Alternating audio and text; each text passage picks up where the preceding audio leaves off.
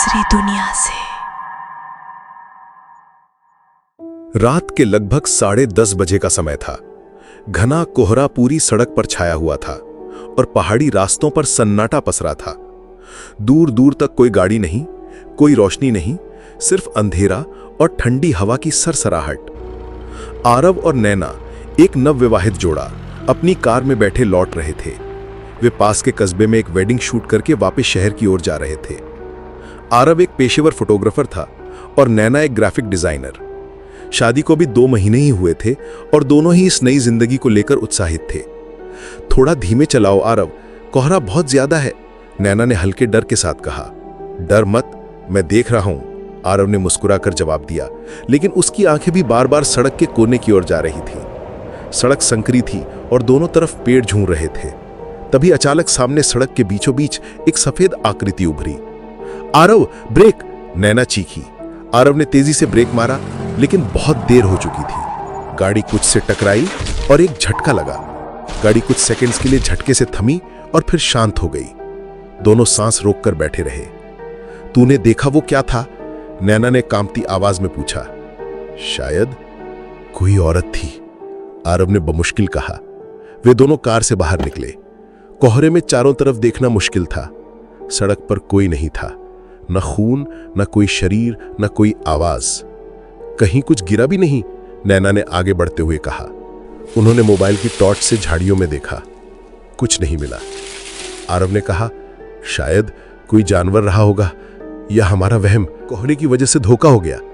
नैना पूरी तरह आश्वस्त नहीं थी, लेकिन वापस कार में बैठ गई।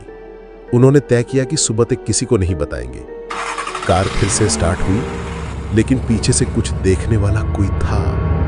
कोहरे में, पेड़ों की आड़ में किसी की आंखें उन्हें जाते हुए देख रही थीं। और तभी आरव के कैमरे के बैग में रखा DSLR अपने आप ऑन हो गया और एक तस्वीर क्लिक हुई, बिना किसी के हाथ लगाए। शुरुआत हो चुकी थी। आरव और नैना की शादी को अभी कुछ महीने ही हुए थे। दोनों एक दूसरे से प्यार करते थे, लेकिन उनके स्वभाव में अंतर था। आरव थोड़ा अंतर्मुखी और गंभीर स्वभाव का था, जबकि नैना जीवन को खुलकर जीने वाली, उत्साही और भावुक लड़की थी। कोटा शहर में उनका एक छोटा सा फ्लैट था, जिसमें वो हाल ही में शिफ्ट हुए थे। फ्लैट ज्यादा बड़ा नहीं था, लेकिन उसमें गर्मजोशी और ताजगी थी। आरव एक फ्रीलांस फोटोग्राफर था और अक्सर शादियों, फैशन शूट्स और डॉक्यूमेंट्रीज के लिए बाहर जाता था। उसकी तस्वीरों में गहराई थी, मानो वो सिर्फ छवि नहीं, किसी की आत्मा को कैप्चर करता हो। नैना एक क्रिएटिव स्टूडियो में ग्राफिक डिजाइनर थी, लेकिन वो घर से ही काम करती थी। उसकी कला में रंग और भावनाओं की झलक थी। दुर्घटना के बाद कुछ दिनों तक सब सामान्य लगा। आरव शूट पर गया और नैना अपने डिजाइन प्रोजेक्ट्स में व्यस्त रही। पर धीरे धीरे छोटे छोटे अजीब बदलाव होने लगे। सबसे पहले आरव की एक पुरानी फोटो गैलरी को स्क्रॉल करते समय नैना ने देखा कि कुछ तस्वीरों में एक अजीब सी धुंधली परछाई थी। एक ही व्यक्ति के पीछे अलग अलग लोकेशंस में वही आकृति, बिना चेहरे के। आरव ने कहा, शायद लाइटिंग की गड़बड़ है या कैमरा ग्लिच, लेकिन नैना का मन नहीं माना। फिर आरव के DSLR कैमरे में खुद ब खुद कुछ तस्वीरें क्लिक हुईं, बिना किसी के हाथ लगाए। जब उन्होंने कैमरा चेक किया तो उनमें से एक तस्वीर में बेडरूम की खिड़की पर कोई खड़ा था, लेकिन उस समय दोनों घर पर ही थे और खिड़की बंद थी। नैना को अब अजीब सपने आने लगे। हर रात एक ही सपना, वो सुनसान पहाड़ी रास्ता और एक औरत जो कुछ कहने की कोशिश कर रही है, लेकिन उसकी आवाज सुनाई नहीं देती। आरव इन बातों को तर्क और लॉजिक से समझाना चाहता था। हम थक चुके हैं नैना, हमारा दिमाग हमें धोखा दे रहा है। लेकिन उसके भीतर भी एक बेचैनी थी, जिसे वो शब्दों में नहीं ला पा रहा था। दिन सामान्य दिखते थे, लेकिन रात होते ही जैसे घर की हवा बदल जाती थी। दीवारों से आवाजें आती, फ्रेम टेढ़े हो जाते और मोबाइल स्क्रीन अपने आप ऑन हो जाती। एक रात नैना ने आरव से पूछा, क्या तूने कभी किसी को छुपाया है आरव? कुछ ऐसा जो तू मुझे नहीं बता सकता? आरव चौंका, लेकिन उसने सिर्फ इतना कहा, नहीं, ऐसा कुछ नहीं। पर नैना को उसकी आंखों में कुछ छिपा हुआ साफ दिख रहा था, कुछ ऐसा जो सिर्फ डर नहीं था, शायद पछतावा। नैना ने जल्दी खाना बना लिया और आरव अपने लैपटॉप पर कुछ फोटो एडिट कर रहा था। लेकिन जब उसने एक हाल की शादी की तस्वीर जूम करके देखी तो उसकी उंगलियां रुक गईं। तस्वीर में दूल्हा दुल्हन के पीछे एक बेहद धुंधली आकृति दिख रही थी, एक महिला की जो सफेद कपड़ों में थी और उसका चेहरा पूरी तरह धुंध में छिपा हुआ था। आरव ने पहले तो इसे नजरअंदाज किया, लेकिन जब उसने अगली 4 तस्वीरें देखी तो वो आकृति हर फोटो में थोड़े अलग एंगल से मौजूद थी। उसी समय नैना ने किचन से आवाज लगाई, आरव तूने देखा, फ्रिज अपने आप खुल गया है। आरव ने कुछ जवाब नहीं दिया। उसकी आंखें अभी भी कैमरे की स्क्रीन पर जमी थीं। उस रात नैना को पहली बार वो सपना आया जिसमें वो सुनसान पहाड़ी सड़क पर अकेली चल रही होती है। अचानक पीछे से कदमों की आवाज आती है और जब वो मुड़ती है तो कोई औरत बहुत पास खड़ी है। चेहरा दिख नहीं रहा, लेकिन वो आंखें जैसे उसे घूर रही हों। वो चीखते हुए उठी, पसीने से तरबतर। आरव घबरा गया। क्या हुआ? वो फिर आई थी, नैना ने कहा, अब की बार और पास। अगले दिन नैना घर पर अकेली थी। जैसे ही वो ड्राइंग रूम में गई, उसने महसूस किया कि खिड़की से कोई उसे देख रहा है, लेकिन जब उसने पर्दा हटाया तो बाहर कुछ भी नहीं था, सिर्फ धुंध और सन्नाटा। फिर आरव का एक क्लाइंट मिलने आया।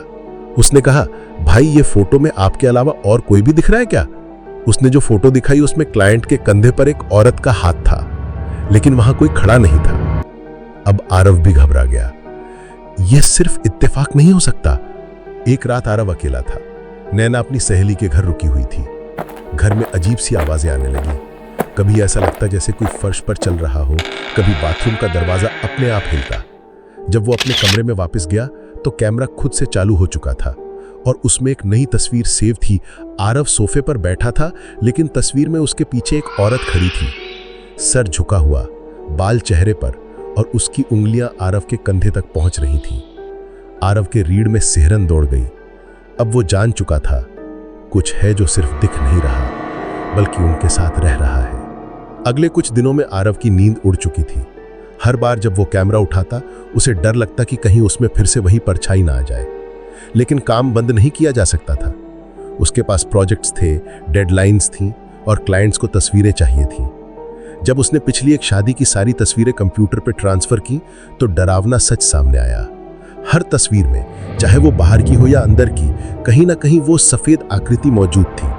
कभी पृष्ठभूमि में, कभी किसी शीशे के रिफ्लेक्शन में, और कभी कभी इतने पास जैसे कैमरा उसी पर फोकस कर रहा हो। नैना ने भी देखा और सिहर गई। ये कोई इत्तेफाक नहीं है आरव, ये कोई है जो चाहता है कि हम उसे देखें। आरव ने फोटोशॉप में जूम करके एनालाइज किया। आकृति का चेहरा हर बार धुंध में छिपा होता था, लेकिन उसकी मौजूदगी हर तस्वीर में और स्पष्ट होती जा रही थी, जैसे जैसे वो पास आती जा रही थी।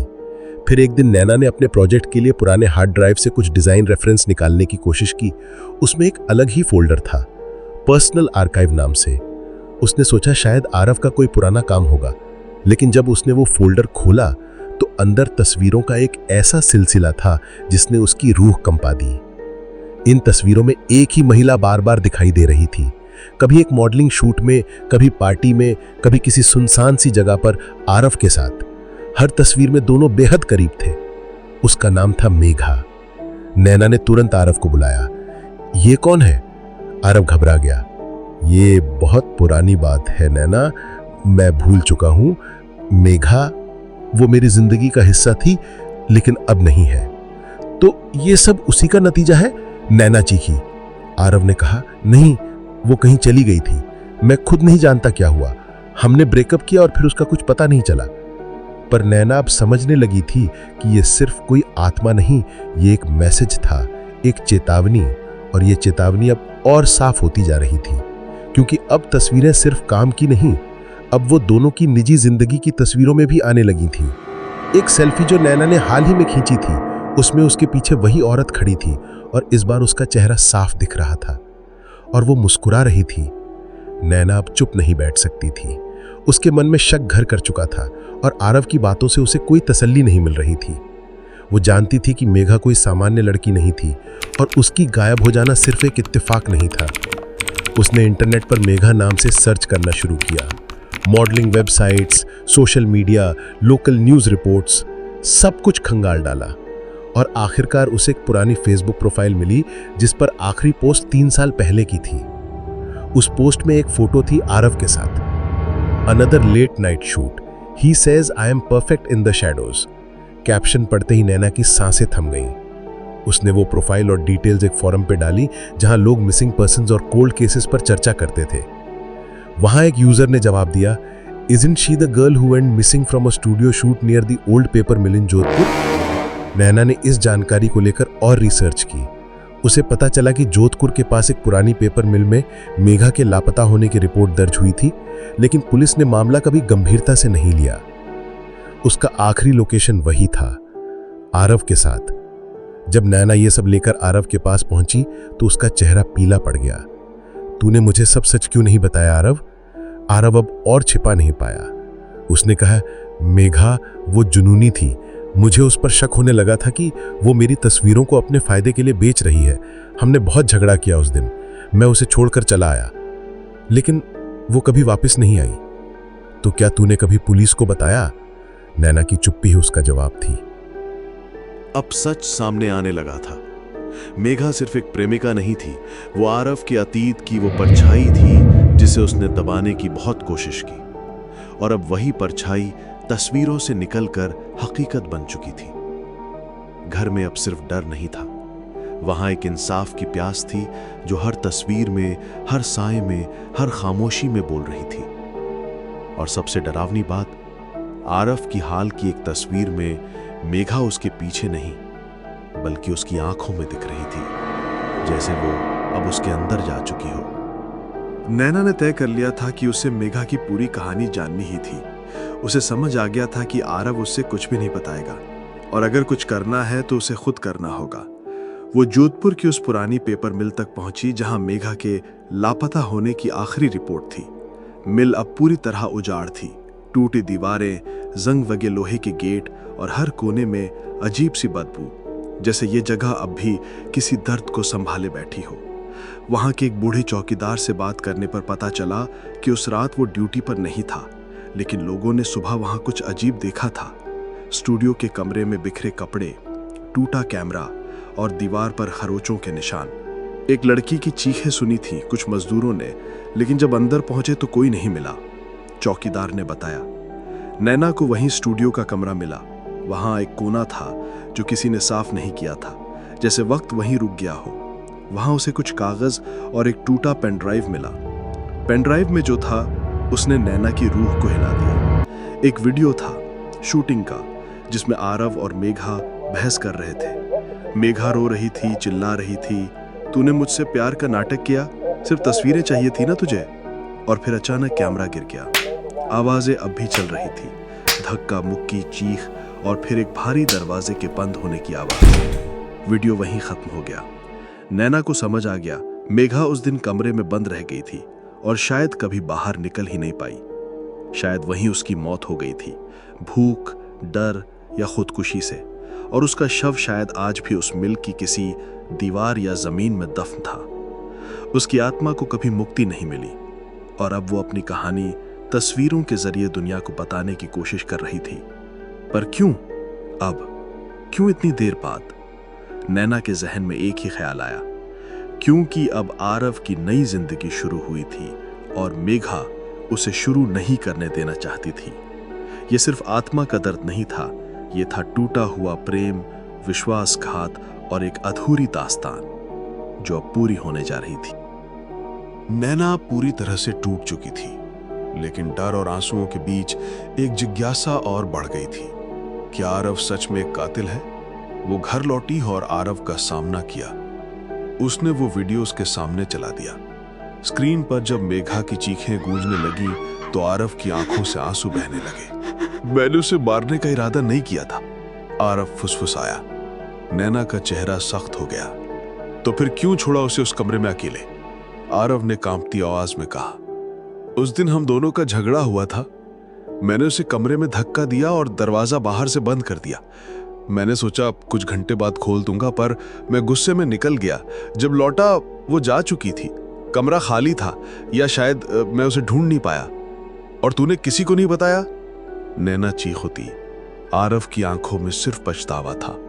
"मैं डर गया था, करियर शुरू ही हुआ था, सोचा किसी को पता नहीं चलेगा, लेकिन अब समझ आ रहा है कि वो माफ नहीं करेगी, कभी नहीं।" उस रात नैना को एक सपना आया, जो सपना नहीं था, एक विजन था। वो खुद को उस पेपर मिल के कमरे में खड़े देखती है। दरवाजा बंद है, अंदर एक औरत बैठी है, मेघा। उसकी आंखों से खून बह रहा है, होंठ सूख चुके हैं और वो धीमे स्वर में कह रही है, मैं इंतजार करती रही, कोई नहीं आया, कोई नहीं आया। फिर अचानक उसकी नजर नैना पर पड़ती है और वो उठकर उसकी ओर बढ़ती है। नैना जाग जाती है, लेकिन उसकी कलाई पर कुछ लिखा होता है खून से। उसने दरवाजा नहीं खोला। अब मेघा की आत्मा सिर्फ दिख नहीं रही थी, वो बात भी कर रही थी और उसका संदेश सीधा था, आरव को उसकी सजा चाहिए। नैना एक गहरी उलझन में थी। एक ओर उसका पति जिसकी गलती ने एक जान ले ली, दूसरी ओर एक आत्मा जो शांति तभी पाएगी जब सच सामने आएगा। अब सवाल यह नहीं था कि क्या हुआ, बल्कि यह था कि अब क्या होगा, क्योंकि मेघा ने यह कहानी अधूरी नहीं छोड़ी थी। उसने सिर्फ उसे दोहराने का इंतजार किया था और अब उसकी आत्मा आरव के आसपास नहीं, आरव के भीतर घर बना चुकी थी। आरव अब सामान्य नहीं रह गया था। उसकी आंखों के नीचे गहरे काले घेरे, शरीर में कंपन और हर वक्त जैसे कोई उसके पीछे खड़ा हो। ये सब उसके व्यक्तित्व का हिस्सा बन चुका था। नैना ने उससे बात करनी चाहिए, लेकिन वो अब खुद से भी डरने लगा था। वो मुझसे बात करती है नैना, उसने कांपती आवाज में कहा। रात को जब तू सो रही होती है, वो मेरे कान में फुसफुसाती है, याद है तुझे वो दरवाजा? नैना ने महसूस किया कि अब मेघा की आत्मा सिर्फ उपस्थिति नहीं बल्कि नियंत्रण में थी। फिर एक रात जब आरव अकेला था, वो कमरा पूरी तरह अंधेरे में डूबा हुआ था। अचानक दरवाजा अपने आप बंद हो गया, कैमरा अपने आप चालू हुआ और उसकी स्क्रीन पर मेघा का चेहरा उभरा, अब पूरी तरह साफ, अब पूरी तरह जागृत। वो बोली, अब 13 नंबर है। सारे लाइट्स छपकने लगे, दीवारों से खून बहने लगा। आरव को जैसे किसी ने पीछे से पकड़ लिया। वो चिल्लाया, माफ कर दे, मैं नहीं चाहता था तेरी मौत। लेकिन जवाब सिर्फ एक था, तूने मौका नहीं दिया। आरव जमीन पर गिरा, घसीटता गया और कैमरे की स्क्रीन पर उसकी चीखें रिकॉर्ड हो रही थी। उसी समय नैना घर आई और देखा कि आरव फर्श पर बेहोश पड़ा है। उसने उसे उठाने की कोशिश की, लेकिन उसकी आंखें सफेद हो चुकी थीं और उसकी गर्दन पर किसी नाखून से खींचे गए 3 गहरे निशान थे। उस रात के बाद आरव बोल नहीं पाया। डॉक्टर्स ने कहा मानसिक आघात, लेकिन नैना जानती थी यह सिर्फ दिमाग की बात नहीं थी। वो कैमरा जो सब रिकॉर्ड करता था, उसमें आखिरी वीडियो सेव था। वीडियो में आरव अकेला नहीं था, पीछे मेघा खड़ी थी और जब वीडियो खत्म हुआ, आखिरी फ्रेम में आरव के चेहरे पर वही मुस्कान थी जो मेघा की तस्वीरों में हुआ करती थी। अब फर्क मिट चुका था। मेघा ने अपना बदला पूरा कर लिया था, पर नैना जानती थी यह अंत नहीं था, क्योंकि जब उसने अलमारी में रखा कैमरा ऑन किया, उसमें एक नई तस्वीर सेव थी। तस्वीर में नैना सो रही थी और उसके सिरहाने कोई बैठा था। औरत के बाल गीले थे और मुस्कान वैसी ही। घटनाओं के बाद कई हफ्ते बीत गए। आरव अब एक मानसिक अस्पताल में भर्ती था। वो बोलता नहीं, बस कभी कभी फर्श पर लिखने की कोशिश करता, वही शब्द बार बार, मैंने दरवाजा बंद किया था। नैना ने अपने काम से छुट्टी ले ली थी। वो दिन भर खामोश रहती और रात में जागती रहती, जैसे उसे डर हो कि सोते ही फिर वही औरत आ जाएगी। वो अब समझ चुकी थी कि कुछ चीजें सिर्फ डराने के लिए नहीं आती, कुछ आत्माएं इंसाफ चाहती हैं। वो कैमरा जिसने पूरी कहानी को उजागर किया अब अलमारी में बंद था, लेकिन हर बार जब नैना अलमारी के पास जाती, कैमरे की लाल लाइट जल उठती, जैसे कोई फिर से उसे देख रहा हो। एक दिन नैना ने अपनी पुरानी डायरी निकाली। उसमें एक नया पन्ना खुद ब खुद जुड़ गया था। उसमें सिर्फ एक पंक्ति थी, जब तुम सच से भागते हो, वो सच तुम्हें खोज लेता है। कई लोगों ने उस समय नैना से संपर्क किया, पत्रकार, पुलिस, यूट्यूब इन्वेस्टिगेटर्स, पर उसने सब मना कर दिया। उसे डर था कि यह कहानी जितनी ज्यादा फैलेगी, उतनी ही ज्यादा वो आत्मा और लोगों की जिंदगियों में दाखिल होगी। लेकिन शहर में अफवाहें फैल चुकी थी। लोग कहते हैं कि जिस स्टूडियो में आरव काम करता था, वहां अब अजीब घटनाएं होती हैं। कैमरा खुद चलने लगता है, तस्वीरें खींची जाती हैं, लेकिन फ्रेम में कोई नहीं होता। कुछ ने दावा किया कि उन्होंने एक औरत को देखा, सफेद कपड़ों में, बाल गीले और चेहरा धुंधला। वो बस एक ही लाइन दोहराती है, क्या तुमने दरवाजा बंद किया था? कहते हैं कि अगर किसी की तस्वीर में वो दिख जाए तो उसका अतीत फिर से उसके सामने खड़ा हो जाता है। नैना अब कहीं और बस गई है। उसने सब पीछे छोड़ दिया या कोशिश की, लेकिन जब भी कोई उसकी तस्वीर लेता है, सेल्फी, पासपोर्ट फोटो या शादी की तस्वीर, उस तस्वीर के एक कोने में एक धुंधली सी परछाई जरूर होती है। शायद कहानी खत्म नहीं हुई है, शायद मेघा अब अकेली नहीं है।